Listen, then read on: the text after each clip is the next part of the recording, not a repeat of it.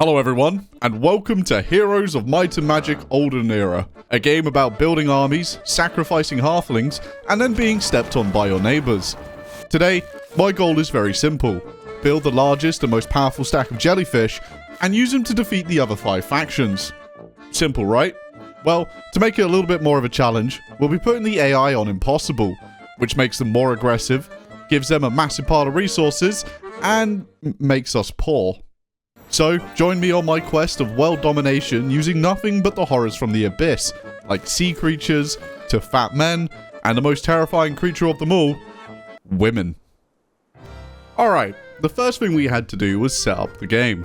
So I picked classic mode, picked a cool looking map that plays around the idea of having fat loot in the center, and finally our faction, the Schism.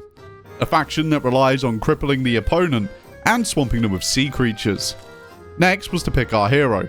Now there are quite a lot to choose from, but since our whole gimmick relies on using hordes of jellyfish, I picked Quinry, who not only specializes in using them, but they're also our only starting unit. Perfect. Finally, we picked our difficulty. Now, I had heard rumors that this was a really difficult game, but I'm not a little bitch, so I picked impossible. Like, how hard could it really be? Once inside the game, I took a couple of minutes to figure out our starting situation. As you can see, we had our hero, our glorious capital, and barely any money and resources. The AI, on the other hand, started with a massive stockpile, so we needed to get the ball rolling as quickly as possible, which meant we needed an army. So I spent half our gold buying a second hero called the Iron Master, and transferred all his units over to Quinry. Next was to recruit our weekly stockpile of troops from our capital. However, we were too poor. So I sent Iron out to explore and hoover up any loose gold on the map. To give you a quick rundown of our surroundings, we had an iron mine and sawmill to the south, a couple of camps here and here that will give us some bonus stats, and finally a lesser summoning right. Now, all these map objects, or camps, can only be accessed once we've killed the guards. So, if I wanted to recruit some more jellyfish, we had to kill the 45 hoplings defending it. But before we go any further, I want to say thank you to today's sponsor, Displate, who make premium metal posters that take very little effort to hang on your walls and don't require any tools thanks to the power of the magnet. They also have a huge variety of different designs that all look pretty darn good. Just look how beautiful these ones are. How about this piece of calming art to soothe the mind? Or maybe like me, you just need some helpful reminders. With art from over 200 officially licensed brands and over 40,000 artists, you too can probably find something you like. However, if you really can't find anything, you can always make your own custom one. To install them, it's literally as simple as sticking on the protective leaf, slapping on the magnet, and then finally the poster. So if you want to decorate your walls with some cool metal posters, Display are currently celebrating their 13th birthday. And if you click the link in the description or scan the QR code on screen, you can get 31% off if you order 1 or 2, 36% off if you order 3, or 41% if you order 4 or more. Thanks again to Display for sponsoring this video. Now back to it. Going into battle, the first thing we needed to do was organize our units in the tactical phase. We also had the advantage of having the only ranged unit. So naturally, I sat at the back of the map hurling attacks at them, while the rest of my army waited for them to come over to me. The plan was for my single stacks to soak up their attacks, so my main units didn't suffer.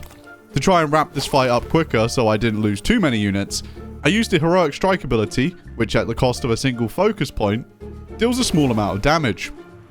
After another round, we finally killed them. However, we ended up losing 18 of our precious jellyfish, only to recruit another 20. Yeah, this might not have been the best payoff, as we had essentially paid 1400 gold for 2 extra fish. Anyway, before I ended my turn, I built an Abyssal Remnant 2 and gave it the upgrade that made us more money, as I think we can all agree, we could use some more. Day 2. I continued exploring until we found an undead city. Now, I'm no expert, but I think the best course of action was to capture it as quickly as possible to help snowball the economy. However, instead of doing that, I cleared out a camp above us for some extra experience. It was guarded by a handful of crossbowmen who can shoot twice, and I have to admit, this battle kinda sucked. They repeatedly shot me in the face until I finally made my way over to them and beat the crap out of them. Winning the battle had cost me another handful of units, but it wasn't all bad as our hero had gained a couple of levels. The first level I used to unlock basic battlecraft, which gave our units some extra damage if we waited. And the second, I used to unlock advanced abyssal communion. Communion being a unique feature for our faction that gave us additional units during battle based on its level. Now I'll be honest, the extra unit part isn't too important right now. What I was interested in was one of its sub-perks that restored mana based on the amount of levels that were halved, which meant, ladies and gentlemen, it's time to dip our toes into some magic. To unlock spells, I built a Mage's Guild, which gave us 7 random ones. Now, I didn't really care about a majority of them, as the one I was interested in was Lightning Bolt, which, cools down a fucking lightning bolt. With the power of Zeus at my fingertips, it was time to conquer that city. Looking at the garrison, the main threat was the skeleton bowman, so I hit them with a fucking lightning bolt, beat the crap out of his friends, and then made my way over to him and murdered him. In fairness, I don't really think I needed to waste a turn unlocking magic to win this battle, but we did. Next on the list to do was to secure our third city. Once I'd cleared out its pathetic garrison and upgraded some more buildings, we'd pushed our gold income to 5,000. Now I have to admit at this point I was feeling pretty confident. Our eco was good, and I believed I had managed to preserve our army fairly well. At the start of next week, I had Iron pick up some fresh troops from our capital, deliver them to Quinry, who used them to clear out a couple of the easier camps before I noticed it. The green AI. Lingering on our border like fucking vultures, thankfully it was defended by a pretty large neutral stack. Or so I thought. Literally the next turn, they smashed through the stack and made a beeline towards my city. Taking a quick look at their army and comparing it to ours, suddenly I wasn't feeling too confident anymore. The following turn, they attacked. Immediately my confidence collapsed when I noticed not only did their hero have double the mana, they also had better stats across the board. Plus, the moment the battle started, I was hit with a heroic strike killing 13 of my crossbowmen, and then a masterful fireball which honestly just fucked me. I tried my best to win this battle, but yeah, it didn't go very well. I think I managed to kill one of their units before I was annihilated. So, rewind time? I'll be completely honest with you. I tried over and over again to scrape out a victory, but every fight followed the same pattern of me getting repeatedly fucked by fireballs. So, we had to admit that maybe impossible was a little out of our depth. So, I went back to the main menu, set up another game, but this time, lowered the difficulty to unfair. Okay, this time, we needed to do everything we did in the previous attempt, but better. Grow our economy quicker, preserve our army better, and the main one, conquering those cities quicker. Plus, with the difficulty lowered, we started with double the gold, and the AI wasn't going to be as aggressive, so we should have a little more time to get ready. To give you a quick rapid fire of our opening moves, I recruited a hero, used him to find our second city, cleared out a nearby lesser summoning rite, and picked up a magic scroll for lightning bolt. Nice. Day 2, I found a hive city, captured Silent Mere, grew our gold income to 4,500, and captured the hive city. I then picked up the lore Resource Riches, which gave us a handful of resources. Lores are kind of like a tech tree in the way. Basically, you generate lore points and then spend them on upgrades. We were making 5,750 gold a day, and it's safe to say we were in a much stronger position than last run. With the 3 cities in our region secured, it was time to start clearing out some of the camps, primarily the ones that gave us extra units so we could continue snowballing. As we cleared the camps, I was rewarded with some extra XP, which I used to upgrade our communion ability and unlock basic tactics, which allowed us to start closer to the enemy. I also cleared out another lesser summoning rite, so we had more Jellyfish, and finally, a Monty Hall, which gave us a choice between 3 artifacts. I picked the fancy mask because, I don't really know. I just wanted it because it had fancy in the name. At the start of week 2, I spent our nice stockpile of gold I had accumulated on recruitment. Now, this is where things are going to get a little sweaty. To preserve the movement of our main army, I hired another hero whose job was to pick up her jellyfish, take them back to the city so we can upgrade them, where we had 2 choices. Either Ferocious Jellyfish, who got some stat increases and an ability called Sweeping Strike, or stinging jellyfish, which pretty much get no stat upgrades, but it turns them into a ranged unit. Now, I think ferocious ones are probably the better choice. However, I like the idea of having more ranged units, so I went with the stinging ones. Anyway, after transferring them back, we had 127 of them, and it was a good time to start clearing out this section of the map, primarily for the iron mine and sawmill. Now, these battles weren't that difficult. The poor guards didn't stand a chance against my far superior army, and things continued to go well until I noticed it. The green AI. Those bastards were in the region just below us, but thankfully, our borders were guarded by a bunch of filthy taxpayers. Aw, look how cute that little piggy is though. Naturally, I completely forgot about them and continued clearing out camps until I realised how close my capital was to the border. All it would take was a single army to murder the taxpayers, and they could waltz straight into our undefended capital. Now, I had two choices. Either place a garrison inside and continue clearing out our region, or push south and just kill green. Which I think sounds like a much better choice out of the two. To prepare for our southern push then, I recruited the remaining units in our city, upgraded our lightning bolt spell, and attacked the taxpayers who didn't take too kindly to me murdering their pigs. Cautiously, I then pushed into the region until we spotted one of Green's armies. Well, I used the term army loosely, as it only had a handful of units. Unfortunately, we didn't have enough movement to kill them this turn, but we could try and catch them in the next one. However, after ending my turn, their main army arrived. And I think they're trying to kill me. Also, his other army just walked into my turf, so I killed them with lightning. With that little scrap out of the way, it was time to do something stupid, like attacking their main army. I went into this battle fairly confident. Our stats were fairly equal.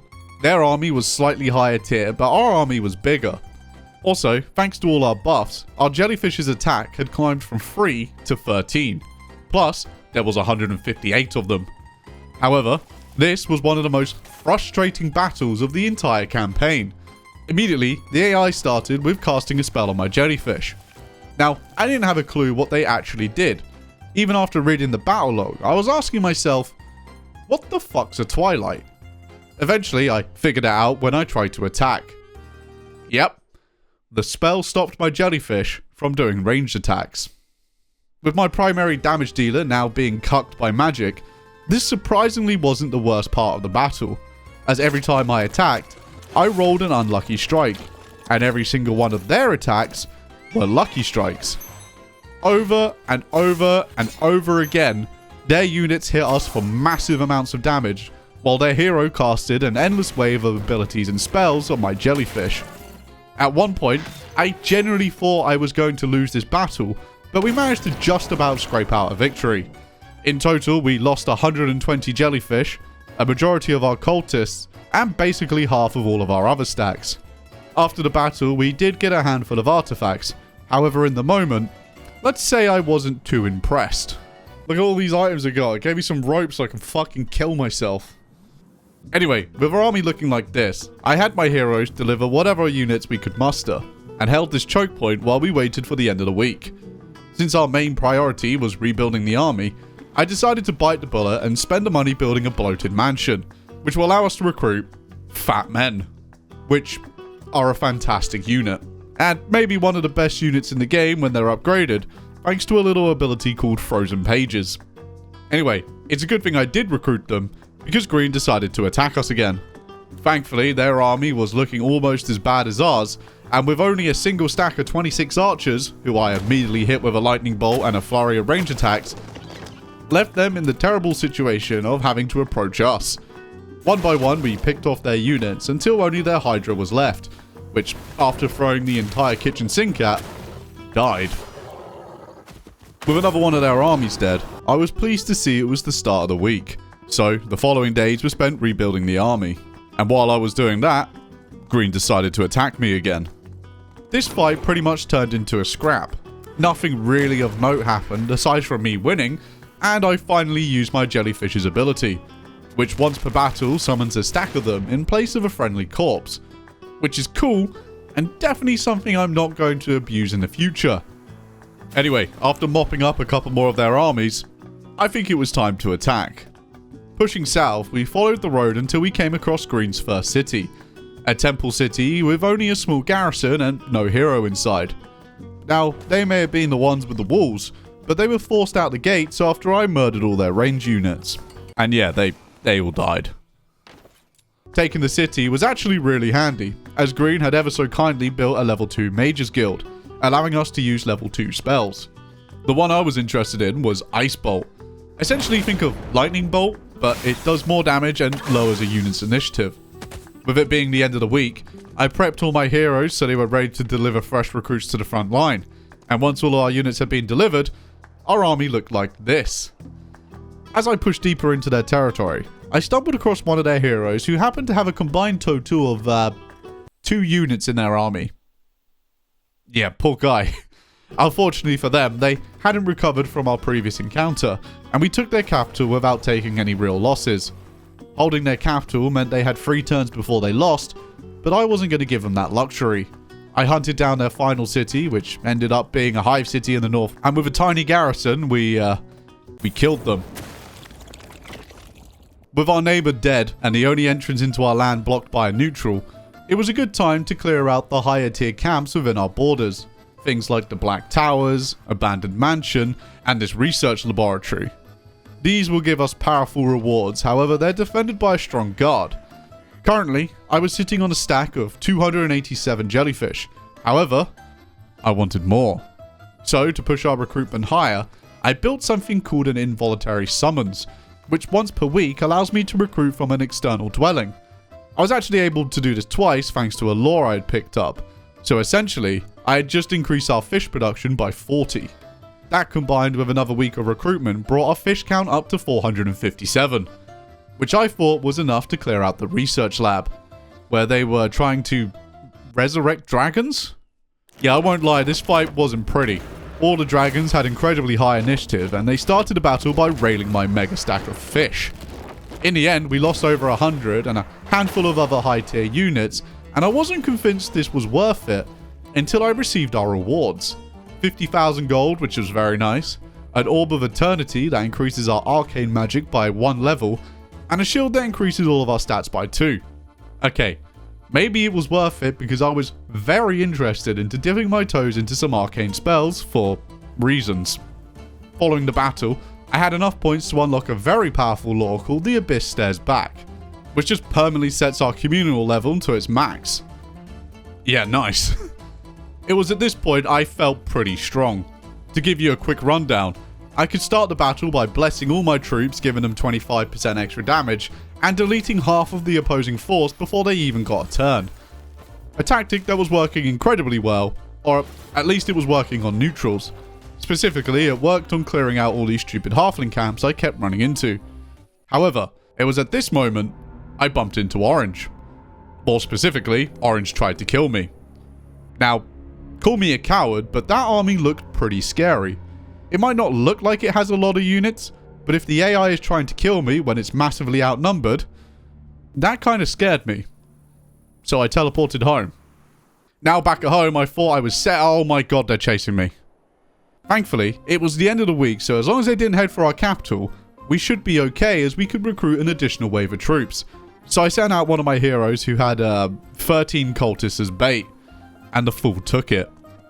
Sadly, she died, but that was a sacrifice I was willing to make, as I now had a ton of fresh recruits and took the fight to them. This fight was fairly savage, as all his units were tier 5 and above, while the vast majority of mine were not. However, we did have Jellyfish with 36 attack and high morale, who immediately deleted 2 of their units. Don't get me wrong, they returned the favour by hitting us with some pretty powerful magic, and then their own barrage of lucky strikes. Eventually, we whittled them down and got the victory. Now, killing Orange's hero meant we got all his artifacts, and oh boy, not only did he have a lot, they were perfect for us. To start with, we got Eagle Armor, which raises our luck and morale to a maximum of 5, followed by a Quivering Quiver, which increases the damage of our range attacks by 20%, a Polestar that reduces the cost of all global spells to 0, and a couple of other bits. To top it off, we also unlocked basic arcane magic, allowing us to use tier 5 spells. Yeah, it was at this point I think I had officially become powerful because I had just unlocked the perfect spell, Mirror Image. But before we could play around with that, I had to replace our losses. But fear not, my dear viewers, I had just a plan for that. Remember the halflings in the region over? Well, it was time to sacrifice them for the greater good by turning them into jellyfish. At each camp, we could recruit 60 of them, which is pretty decent, but I wanted to make sure I got the best conversion rate possible. So I picked up a sub-skill called All Life is Endless, increasing the healing and revival rate by 30%. Also, I picked up a lore called Call of the Deep that also increases the rate by 20%. Anyway, I recruited 120 halflings and sent them to stab some griffins while I dropped spells on top of them. Yeah, it's safe to say they unfortunately died.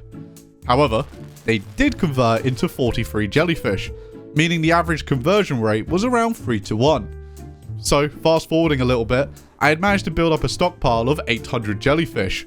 So, it was time to push into the center of the map, where fat loot was promised.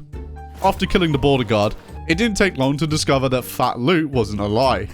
The first thing we stumbled across was a windrose, which upon defeating its guard, will reveal the entire map.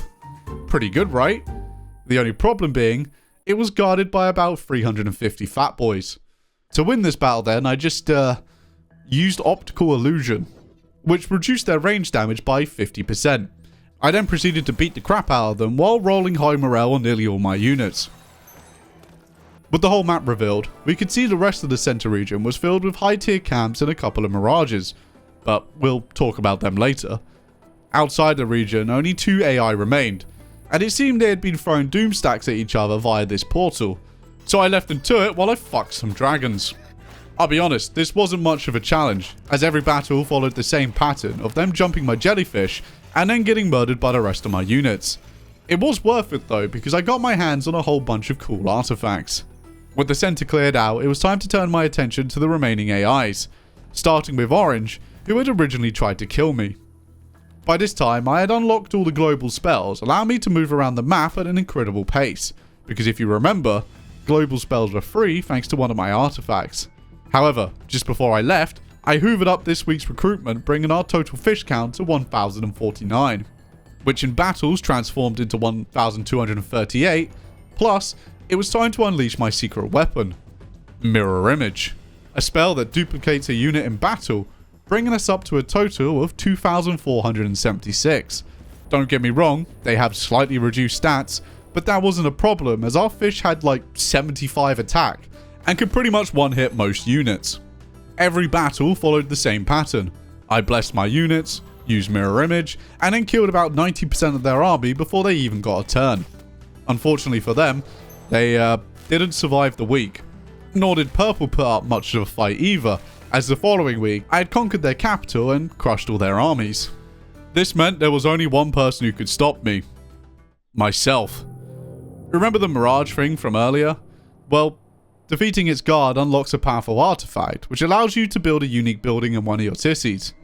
Now you may be asking, why haven't I done this sooner? Well, that would be because the guard is me. Yeah, essentially, I have to kill a stronger version of myself. All you have to do is look at the unit count and the stats of the opposing Quinry, and you can probably guess how this went. They started the battle by dropping some spells on my large stack of fish before I got the chance to mirror image them at their full potential. After I used my spells, I sent my envoys to do some damage to their rear line.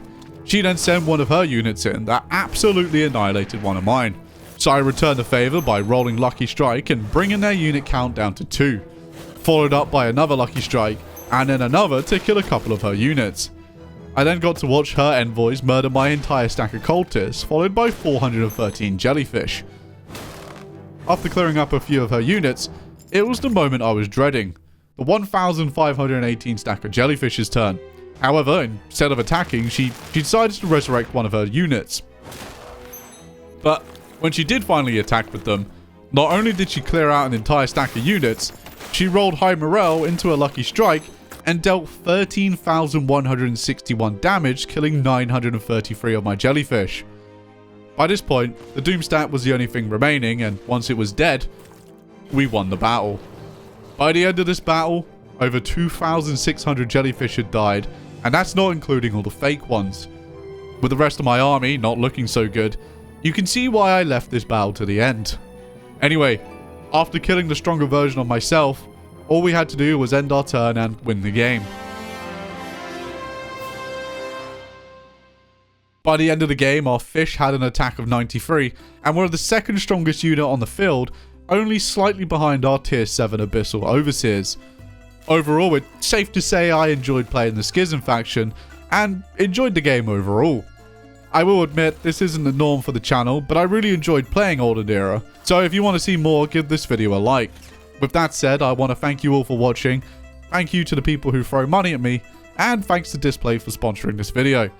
And as always, new videos, like, I don't know,